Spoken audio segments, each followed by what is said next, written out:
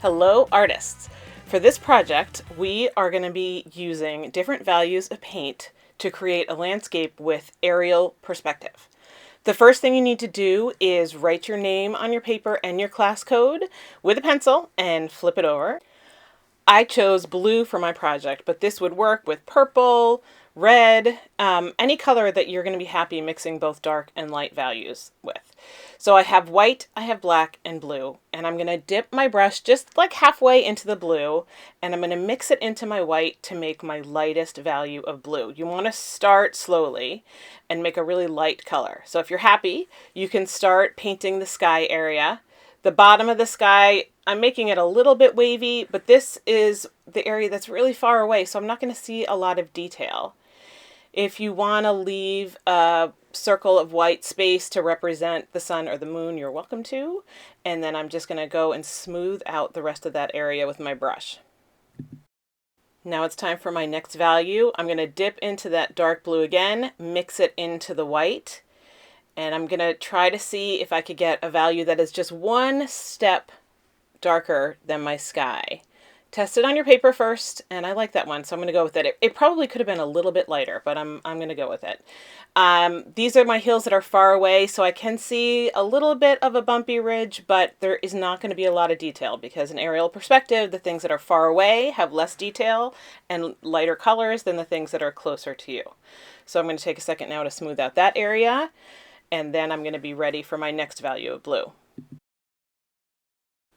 Once again, I'm going to dip into my pure dark blue again. I'm mixing it into the white, and you might find as your colors get darker, you actually might need a second dip into that blue. See, I tested the color and there's not enough difference for me. So I'm going to grab another scoop of the blue, mix it into my white. My mountain ridges now are going to start to have a little bit more of a bumpy detail than the ones behind, and I'm going to fill this layer in as well.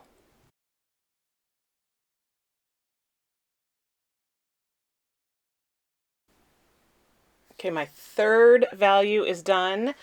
It's time to add some more of that dark blue.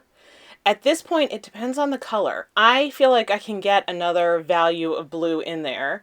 You might be ready to switch to your pure color, but let me test this and see how it looks. There's not a huge difference, but I think when it dries, it's going to show up. So again, I'm going to keep going with this layer. I might add just a little more and see if I can get it to just be a little bit more of a darker value. And this time my mountaintops are going to have even more detail because they're closer to me. So let me just fill in this layer. And now I'm definitely going to be ready to go just for my pure blue. We're going to try not to use water today, but I don't want any white mixed in with my pure blue. So I'm using my messy mat and wiping as much of that blue off as I can before just dipping into my pure blue.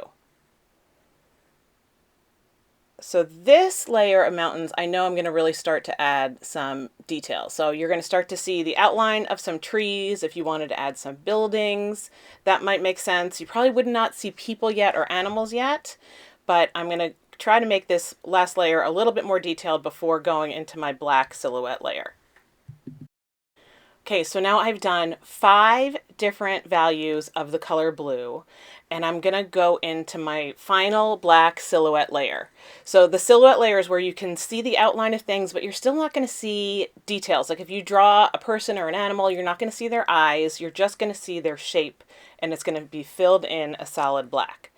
So over on the right, I've started with some trees. I also switched to a smaller paintbrush. You can either wipe off your blue if you're happy with your brush, or if you want, we can go into small detail brushes at this point. So on the right, I've got some trees. On the left, I'm going to play around with maybe making it look like a cliff because I wanted to put a coyote in there. But you have a lot of flexibility in this final layer. You could make it look like the tops of city buildings. You could add animals. You could add trees. You could make it more like the desert, and maybe the shapes are cactus instead of using trees. So now it's your turn. You're going to try to use white and your chosen color to do 5 different values of your color, and you're going to try to make your picture look like it has aerial perspective. So the light colors are far away, the more intense colors are closer to you, and that final layer is just going to have a solid black silhouette, and that's where most of your details are going to be. All right, it's your turn. I am excited to see what you come up with.